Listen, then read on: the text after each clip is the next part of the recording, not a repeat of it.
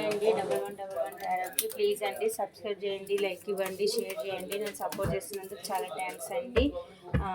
నేను వీడియో చేసేటప్పుడు ఒక లైక్ ఇవ్వండి. మీ ఎనర్జీస్ నాకు కనెక్ట్ అయ్యి రీడింగ్ కరెక్ట్గా వస్తుంది. ప్లీజ్ అండి ఒక లైక్ ఇవ్వండి. మీ పార్ట్నర్ మీ గురించి మనసులో ఎలాంటి ఆలోచనతో ఉన్నారో చూద్దాము.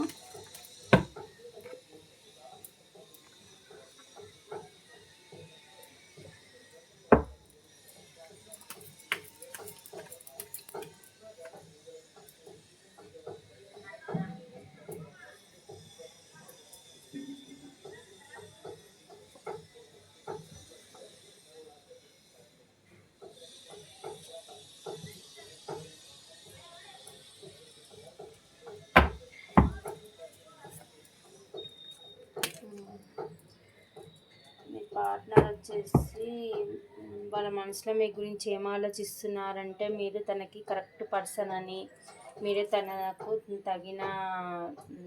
తనకు తగిన జోడి అని అనుకుంటున్నారండి. మీరు సోల్మేట్ బంధం అని కూడా అనుకుంటున్నారు. ఈ రెండు విషయాల మధ్య జగులవుతున్నారనమాట. పాస్ట్లో మీకు ఏదైనా చీటింగ్ చేస్తే ఇప్పుడు మీ దగ్గరికి ఎలా రావాలి, ఎలా మిమ్మల్ని కలుసుకోవాలి, మీకు కాలర్ మెసేజ్ చేయాలి అని ఆలోచిస్తున్నారు. రెండు విషయాల మధ్య జగులవుతున్నారు. తన లైఫ్లో రెండు సిచ్యువేషన్లు కనిపిస్తున్నాయండి. అది కెరియర్ మీరన్నా కావచ్చు, లేకపోతే మీరు ఇంకా అదర్ పర్సన్ అన్నా కావచ్చు. ఏదన్నా రెండు విషయాల మధ్య అయితే జగులవుతున్నారండి. మీ దగ్గరికి రావాలని అనుకుంటున్నారు, మిమ్మల్ని చూస్ చేసుకోవాలనుకుంటున్నారు. ఎలాగైనా సరే మీ లైఫ్లోకి రావాలి, మీ మీ మీ మిమ్మల్ని తను గెలుచుకోవాలి మీకు అని అనుకుంటున్నారు. మీ లవ్ లైఫ్లోనే విక్టరీ సాధించాలని అనుకుంటున్నారు. నిద్రలేని రాత్రులు గడుపుతున్నారు, మీ గురించి ఆలోచిస్తున్నారు. 24/7 మీ గురించి ఆలోచిస్తున్నారు. ఏదన్నా దారి దొరుకుతుందా, మీ దగ్గరికి రావాలి, వాళ్ళు మీ దగ్గరికి వస్తే ఎలా రెస్పాండ్ అవుతారని ఆలోచిస్తున్నారు.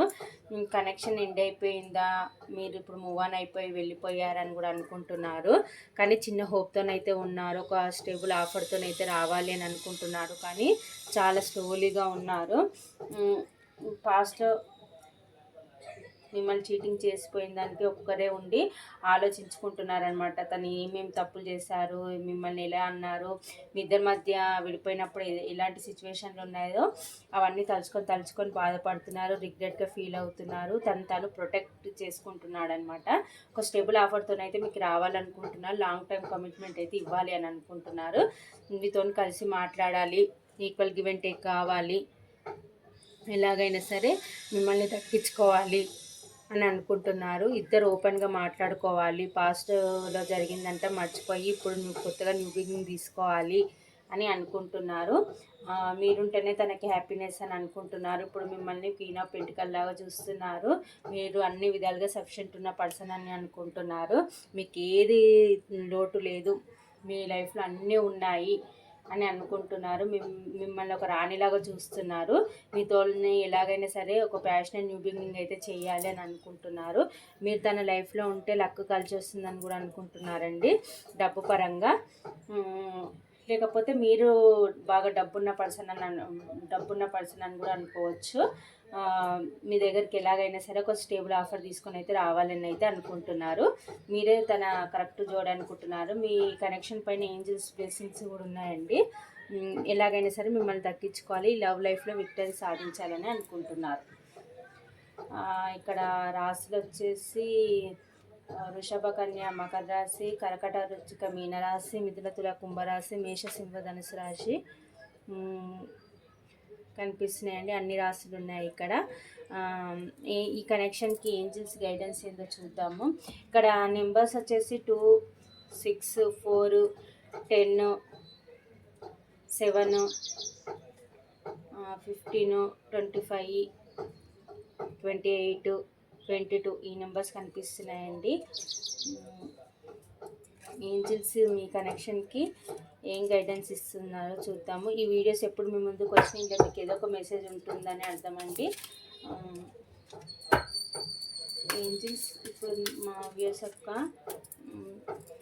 కనెక్షన్, మా వ్యూస్ పర్సన్కి ఉన్న కనెక్షన్కి ఇప్పుడు మీరు ఏం గైడెన్స్ ఇస్తారు ఏంజిల్స్ కరెక్ట్గా చెప్పండి. ఇప్పుడు ఉన్న సిచ్యువేషన్కి ఏం గైడెన్స్ ఇస్తారు.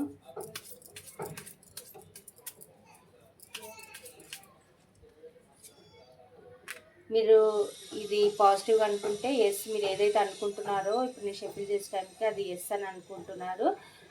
ఈ ఈ ఇన్ ద నియర్ ఫ్యూచర్లో, ఈ ఇయర్ ఎండింగ్ వరకు అవుతుంది, సక్సెస్ అవుతుంది కనెక్షన్ అని అనుకుంటున్నారు. మీరు ఏదనుకుంటే అది జరుగుతుంది అని అనుకుంటున్నారు. ఇప్పుడు నేను షఫిల్ చేసే టైంకి మీరు మనసులో ఏదనుకుంటే అది జరుగుతుందని యూనివర్స్ అయితే చెప్తుందండి. మీ పార్ట్నర్ వచ్చేసి మీ దగ్గరికి రావాలి, ప్యాషన్ న్యూ బిగినింగ్ చేయాలి, రీయూనియన్ చేయాలి, మీరే తన కరెక్ట్ పర్సన్ అని అయితే అనుకుంటున్నారండి.